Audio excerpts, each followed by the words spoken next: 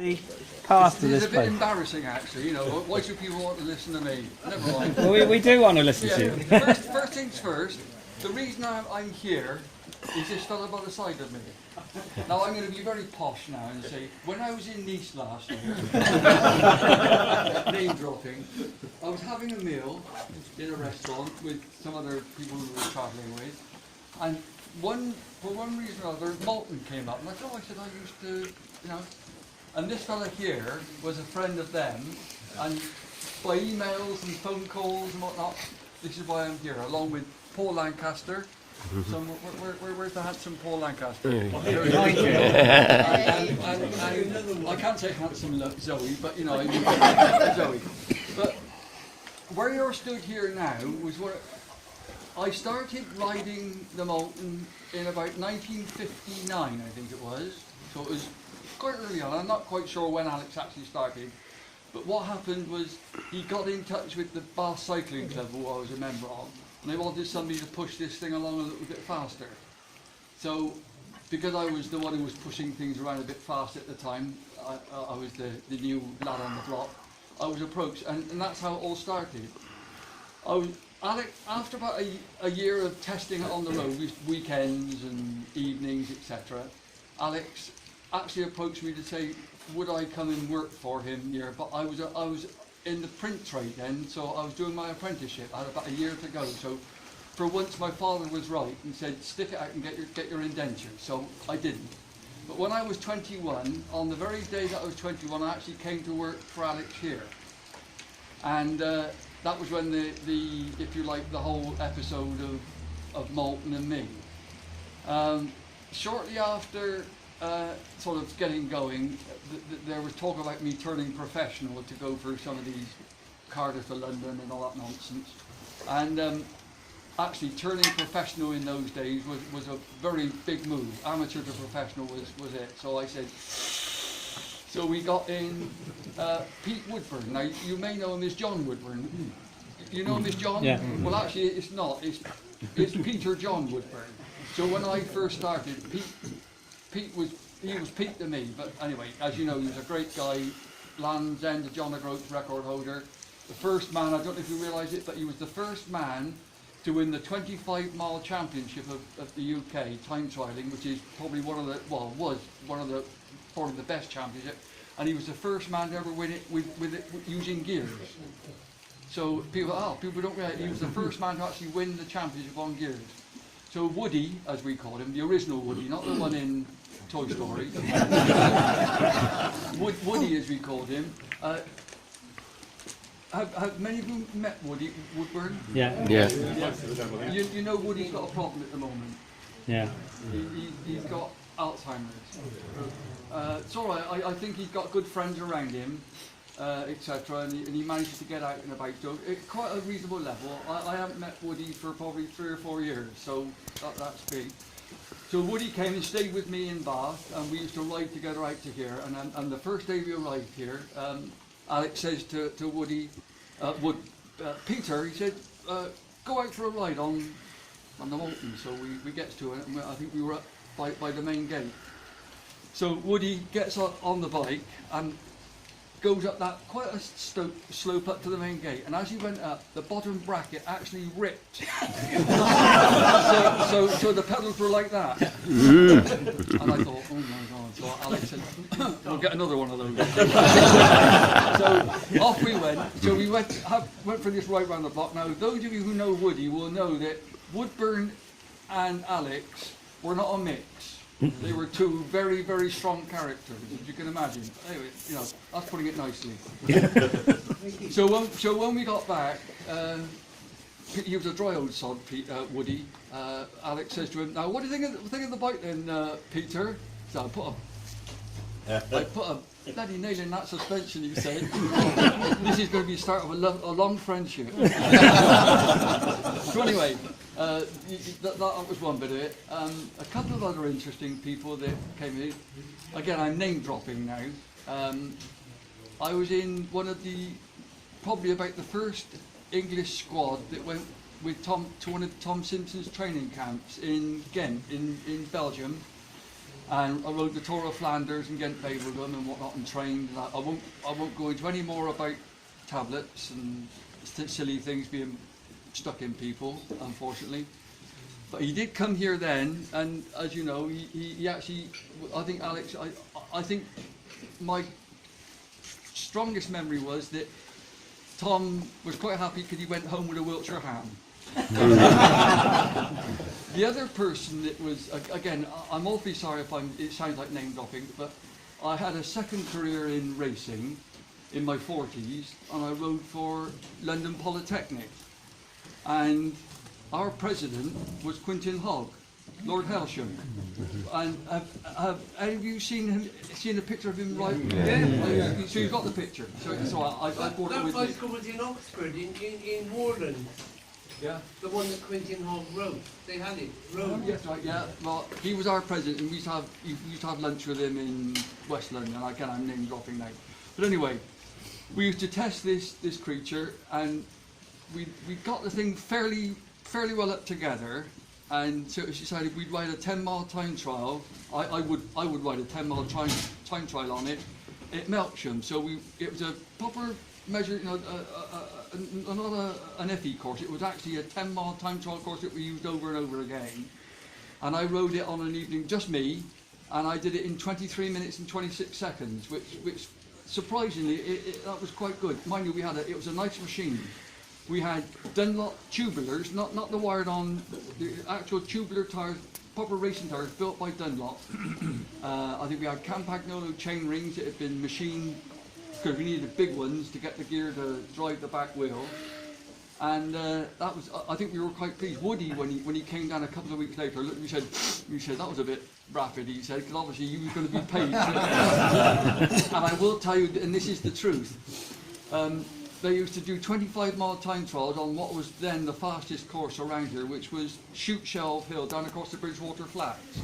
Now that used to hold the national record many years ago, but anyway, not now. But Woody used to do this 25-mile time trial there, and what he did, I think Alex and him were a pair well matched.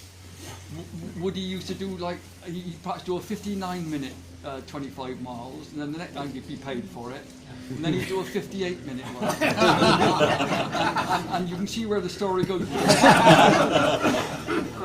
Bearing in mind that Woodburn, as you know, held the Land's End and John the Goat record, so he was good at superb 24-hour time trials, 12 hours.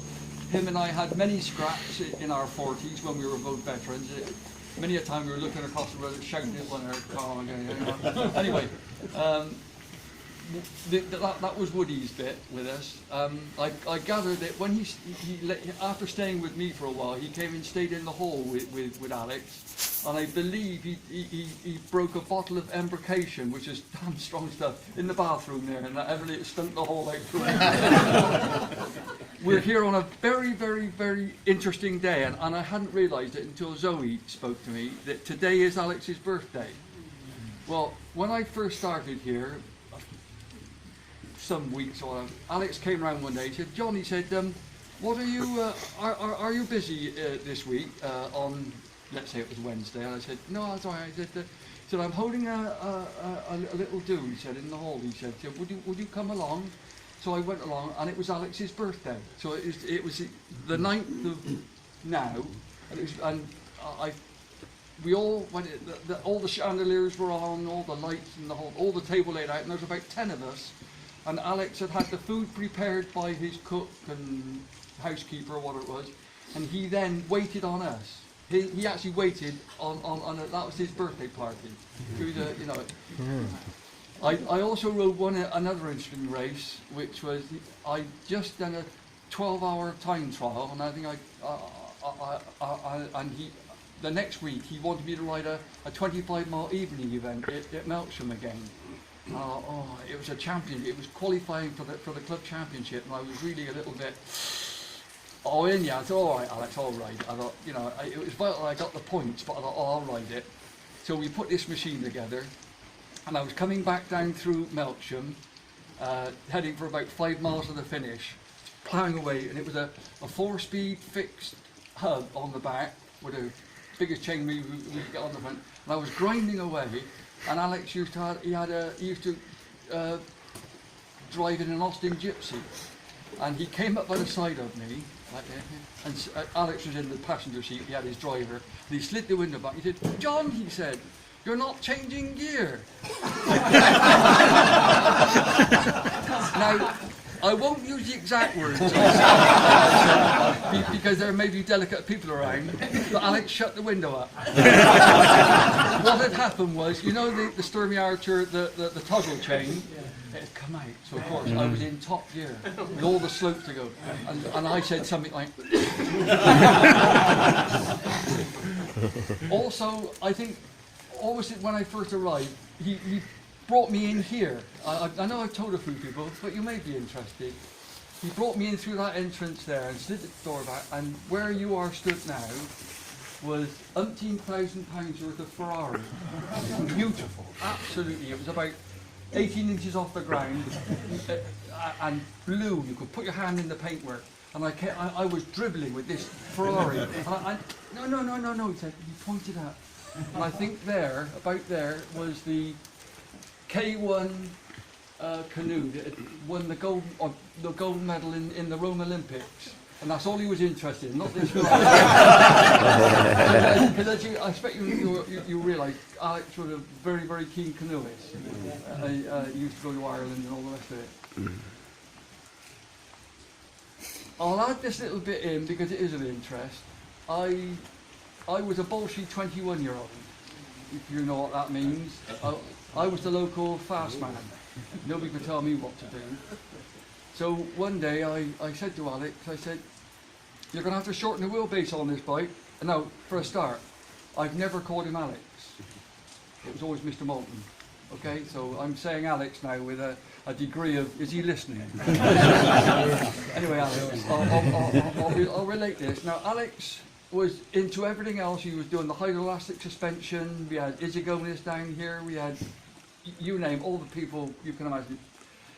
And there was me looking at this bike and saying, "Mr. Moulton," I said, "you're going to have to shorten the wheelbase on this." He said, "But it is shorter. It's shorter than my hand-built Cinelli." There, he said, "No," I said, "wheelbase, not length." And you know, he was an engineer, and I thought, why am I having trouble explaining that? I said, "No," I said, "where the wheels hit the ground." And it took quite a strong, but anyway, we did shorten it in the end. What else can I tell you? If there's any question anybody wants to ask me, by the way, fire away. So, but anyway, I got to this bit whereby I was in the print trade and whatnot before I came here, and I suddenly thought, I missed all my old mates, because it was a very lonesome job. Very lonesome in those, because there wasn't much happening. You had the drawing shop up in the back here with the guys drawing away. So I came out, I thought, nah, this isn't for me, because Alex wanted to set up the thing with me being the production manager. I thought, what do I know about producing push? I can push one, I can make it go fast. I came from the print trade. And well, as you all know, I was probably right in the end, because Alex sold it on to Raleigh anyway, and Raleigh wouldn't have wanted me. We had Dave Duffield and people like that around who were more the driving force than me in that sort of production sort of area. So I came in one day. I'll bore you with this one because it's quite interesting. I came in and I said, I went to his secretary's office and I handed my notice in, you see. And of course that quickly got down to all the men in the drawing office, and they said, "What have you done?" I said I decided to, to move on. He said, "Nobody's ever done that." I said, "What do you mean?" He said, "Nobody's ever." He said, "They've been fired, they've been kicked." But nobody's ever handed their notice in to Alex. So we were stood up at the gate all day working away, doing something or other, and Alex said to me, he said, "John," he said, "could I see you in my office for a while?" So we sat in his lovely study with my picture on the desk, which probably got removed shortly after I left. And he said, "John," he said, "do you want some more money?" I said, "No, Alex." I said, "No, sorry, Mr. Moulton. Look," I said, "before you and I fall out," I said, "I'll move on." And that was me. So I moved on to other things. But there we are. Any questions anybody want to ask me? Or? Thank you. Thank you. Thank you.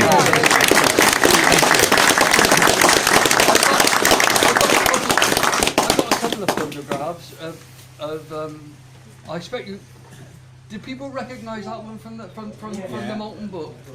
Now, do you realise that was one of the first pictures in the book, wasn't it? The original book? Well, that is not me. Because actually it says under the picture in the book, John Emery, and it's not. That's me in the background. I actually wrote to the editor to tell him, in fact, it's my dear old pal, Roger Norman. Okay, so There's a correction in the back of the new one. oh, right, okay, fair enough. And I say the last time I official dealings with Alex was when he was presenting me with some trophies. And as I say, the last time we met was at Yarmouth when I was bringing my son. Did I tell you that? No, I didn't. I've told other people. The last time we actually met, our son, my wife and I, my son had a major surgery. He lived on the Isle of Wight, and we had to bring him home for recuperation. Not a very busy time of the year it was. I remember, and we got to the end of Yarmouth Pier to catch the ferry, and there were 2 Moulton bicycles leant against the wall. And inside, it was very quiet, was Alex and a friend. They'd been cycling around the Isle of Wight, and that was the last time we actually met. Anyway, so it was nice meeting you guys. Sorry. I've got one question, if I may. Terrific story, and the way it was told was really interesting as well. And on behalf of the club, the question is, would you accept, you and your wife kindly accept, an open invitation to any Moulton meeting that we have in the future, whenever it suits you to come along? We would be honoured to have you as a guest. Would you accept that? Yes, I would. Great. As I said, the original plan was for me to speak in September, but unfortunately, again, it sounds awfully posh, but we're always in France in September. I mean, it gets worse, doesn't it? So, unfortunately, we've got a wedding, and we're in France in September. But yes, hopefully next year, and certainly this has been one to meet you all. Is to think that there's still this enthusiasm for the Moulton bicycle is wonderful. Thanks very much. Thank you. Thank you very much. Thank you. Thank you. Thank